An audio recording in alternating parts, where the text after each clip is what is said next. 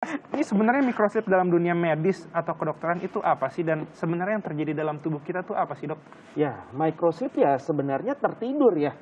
Tertidur singkat. Nah, cuma orang awam kan nggak menganggapnya cuma microslip gitu ya. Apa itu sebenarnya yang jauh lebih berbahaya?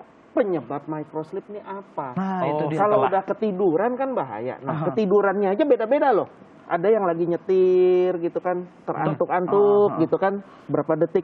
Tapi ada juga yang buka mata nih. Setir, buka mata. Kok udah sampai sini ya? Sampai rumah. 5 menit, 10 menit ke belakang tuh lupa. Tapi itu bukan ngelamun, Dok. Microslip. Microslip. Termasuk. Jadi sebagian otak, kalau kita penelitiannya waktu itu orang berkendara yang habis beberapa malam kurang tidur gitu ya, kita rekam gelombang otaknya dia sambil nyetir. Dan itu jelas sekali bahwa sebagian otak tertidur, sebagian otak terjaga. Oh gitu, setengah-setengah jadinya ya. Nah, ini sangat berbahaya karena ketika begitu dites ada halangan mendadak apa ya, nggak punya kemampuan untuk menghindar. Iya, karena kaget juga ya langsung. Malah itu yang Ya, terjadinya tidur. sering terjadi kecelakaan tuh rata-rata karena itu juga Betul, mungkin ya, Dok. betul. Nah, makanya kan kesehatan tidur di Indonesia masih belum begitu populer, belum begitu diperhatikan. Betul. Tapi ini termasuk gangguan tidur berarti kan, Dok ya? Termasuk. Ini sangat-sangat tidak wajar. Ya, karena segala sesuatu yang bikin ngantuk ya tentu nggak wajar. Ya, yang kita anggap sehat adalah ketika bangun segar, siang tidak ngantukan, itu adalah yang sehat. Nah, sepanjang masih mengantuk, berarti masih ada yang kurang. Kayak orang makan gitu lah, ada porsinya kan. Kalau udah cukup ya dia nggak bisa makan lagi. Udah cukup kenyang. Nah, selama masih mengantuk berarti ada yang kurang. Nah, sayangnya di masyarakat kita ini orang taunya gangguan tidur itu cuma insomnia, nggak bisa tidur, malam tengah malam bangun susah tidur lagi. Nah, sayangnya masyarakat kita tidak tahu ada penyakit-penyakit tidur yang menyebabkan orang ngantuk terus. Oh, ada tuh. Ada, jadi namanya hypersomnia, kantuk berlebihan. Ada gejalanya, Dok? Iya, jadi ada ya? Ya orangnya ngantuk kan.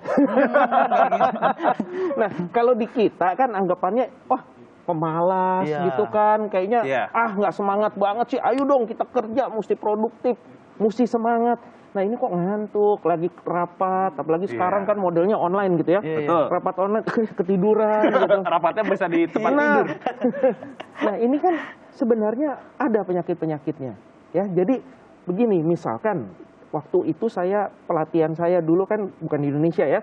Waktu dalam pelatihan saya itu wajib tuh dokter ya, kalau ada pasien datang ngorok nih, keluhannya baru bilang ngorok, itu udah wajib SIM-nya ditahan, nggak boleh berkendara. Nggak boleh berkendara karena kalau orang mendengkur itu salah satu yang menyebabkan dia ngantuk berlebihan. Gitu. Pendengkur itu resiko kecelakaannya lalu lintas 15 kali lipat orang yang tidak mendengkur. Dari situ aja kita udah tahu bahwa ini berbahaya. Nah sayangnya di Indonesia kita belum. Dan banyak orang juga yang mendengkur kayaknya ya. Nggak boleh ngorok katanya kan. Orang Indonesia kalau ngorok gede-gede. Ngorok gitu. Sampai kebangun gara-gara ngorok sendiri kadang. Keselak kayaknya, kayak keselak gitu kan. Nah, keselak gitu kan tandanya apa? Ada gangguan napas pada saat tidur.